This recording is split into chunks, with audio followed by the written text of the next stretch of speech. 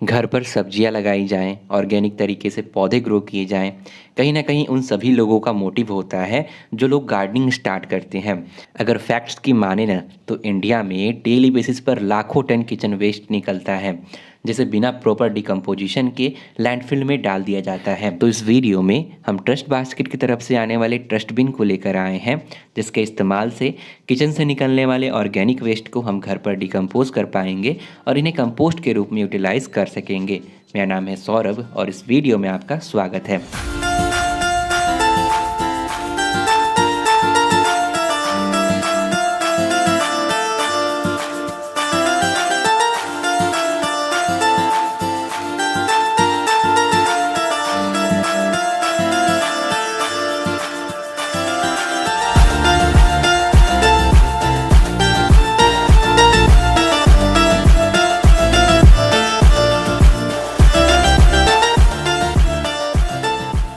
Box open होने के साथ ही हमें हमारा ट्रस्ट बिन देखने को मिल जाता है। ट्रस्ट बिन प्रीमियम क्वालिटी प्लास्टिक से बना हुआ 14 लीटर कैपेसिटी का प्लास्टिक कंटेनर है।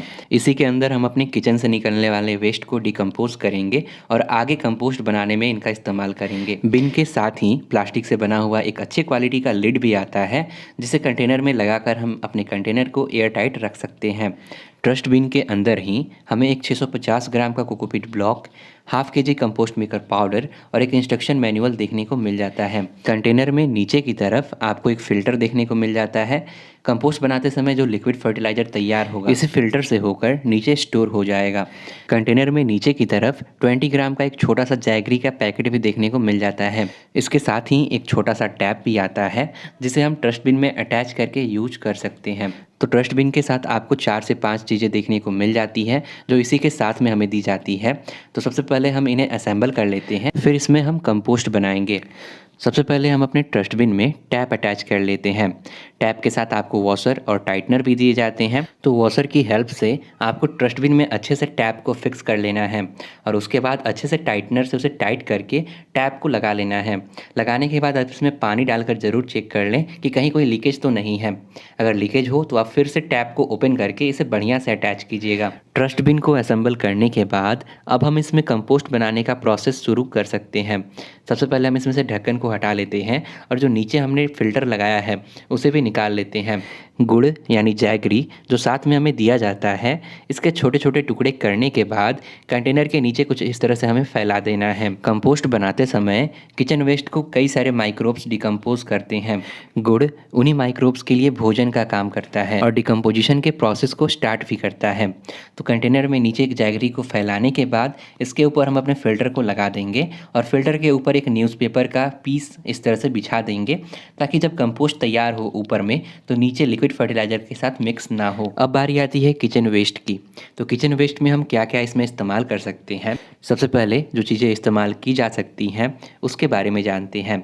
तो किचन वेस्ट के तौर पे आप चावल यानी राइस, चपाटी, रोटी, फलों के छिलके यानी फ्रूट पिल्स, सब्जियों के छिलके, चावल से बनी हुई जितनी भी सॉलिड डिशेस होती हैं जैसे कि इडली, डोसा, अंडे के छिलके, इन सभी को आप इसमें आसानी से इस्तेमाल में ले सकते हैं। अब कुछ चीज़ें जैसे कि प्लास्टिक, पेपर, ग्लास, रबड़, करी, सांभर, लिक्विड आइटम या फिर दूसरे खराब भोजन जो होते हैं या फिर जो गर्म भोजन होते हैं, इसके अंदर आपको नहीं डालना है। इसके अंदर आपको लिक्विड फूड आइटम या करी वाले जितने डिशेस होते हैं, ग्रेवी वाले डिशेस होते हैं, इसके अंदर आपको इस्तेमाल नहीं लेना है। साथ में आपको सड़े हुए भोजन का भी इसके अंदर इस्तेमाल नहीं करना है।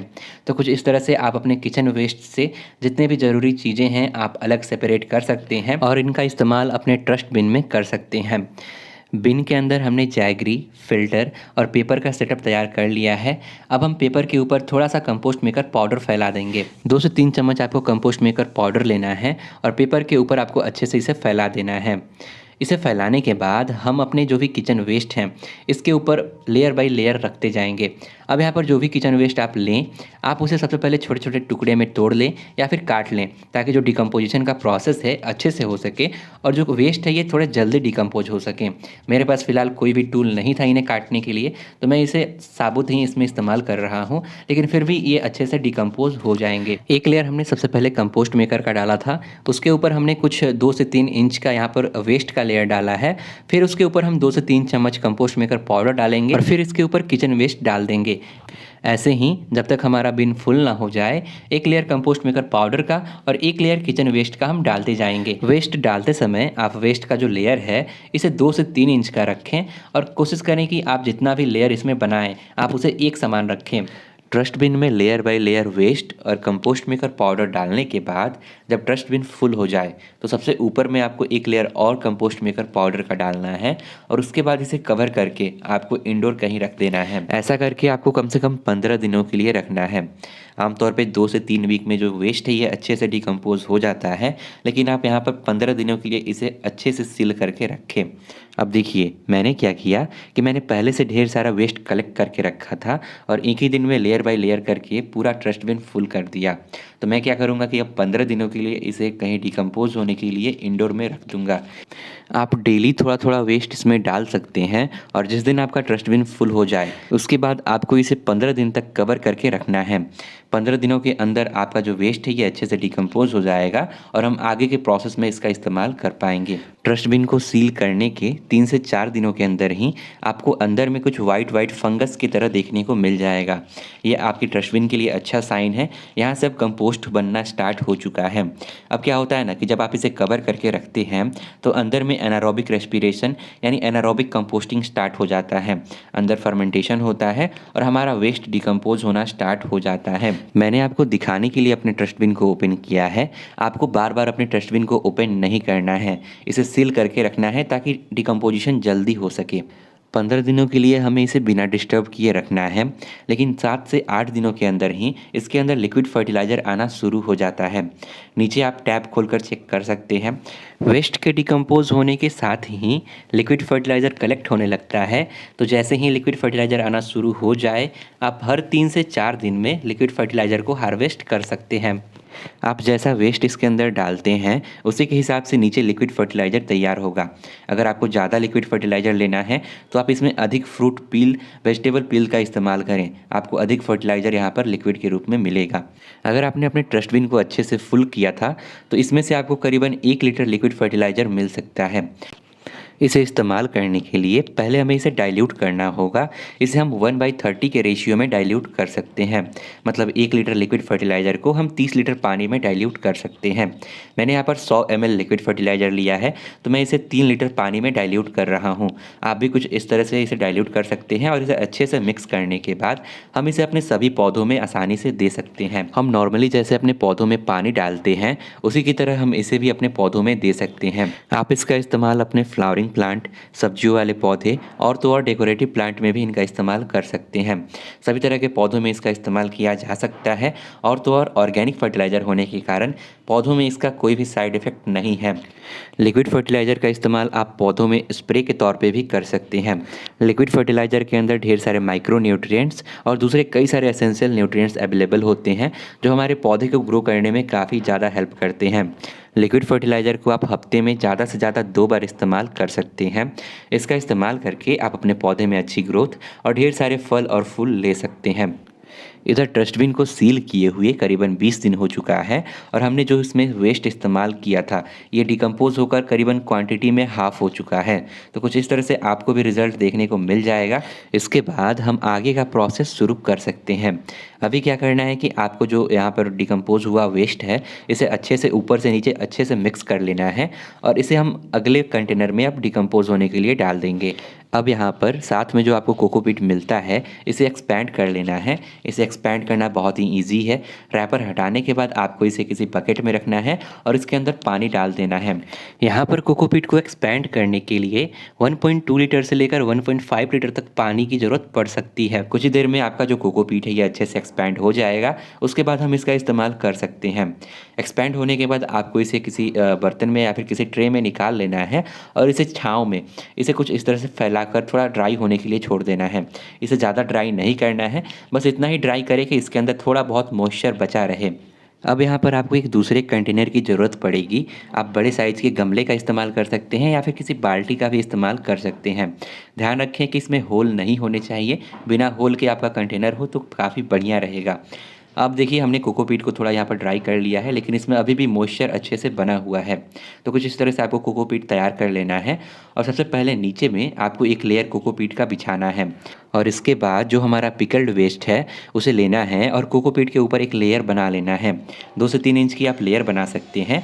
और जैसे हमने फर्स्ट प्रोसेस में किया था ना कि एक लेयर वेस्ट और एक लेयर कंपोस्ट मेकर पाउडर का, उसी तरह से हमें अब यहाँ पर एक लेयर कोकोपीट, दूसरा लेयर यहाँ पर हमें अपना पिकल्ड वेस्ट और ऐसे ही करके फिर से हमें कोकोपीट इसके ऊपर डालना है।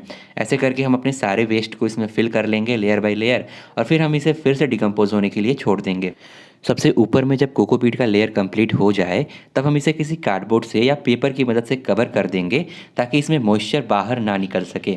मॉइस्चर अगर इससे बाहर निकल जाएगा तो डिकम्पोजिशन थोड़ा स्लो होगा, इसलिए हम इसे पेपर की मदद से इस तरह से कवर कर देंगे और फिर से इसे करीबन 2 से 3 सप्ताह के लिए इसे ऐसे करके हम ढककर छोड़ देंगे।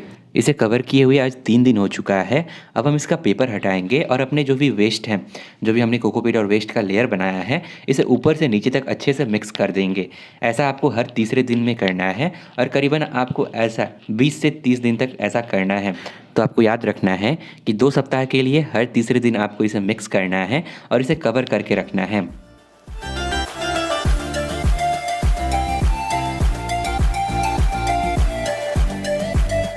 इस बीच आपका जो ट्रस्ट बिन होगा ना, ये एम्प्टी होगा, तो आप फिर से इसे साफ़ करके अपना कंपोस्ट का प्रोसेस स्टार्ट कर सकते हैं। इस बीच आपका दूसरा स्लॉट भी तैयार हो जाएगा और साथ में पहला प्रोसेस भी चलता रहेगा। इस तरह आप अपने किचन वेस्ट को घर पर ही यूटिलाइज़ कर पाएंगे।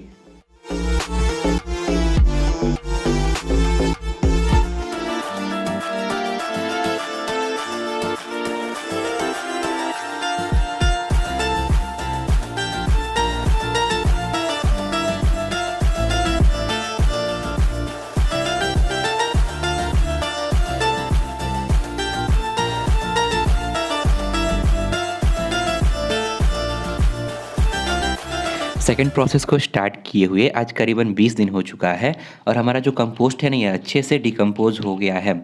हम इसे गमले से बाहर निकाल लेते हैं और फिर आपको दिखाते हैं कंपोस्ट की क्वालिटी कैसी है।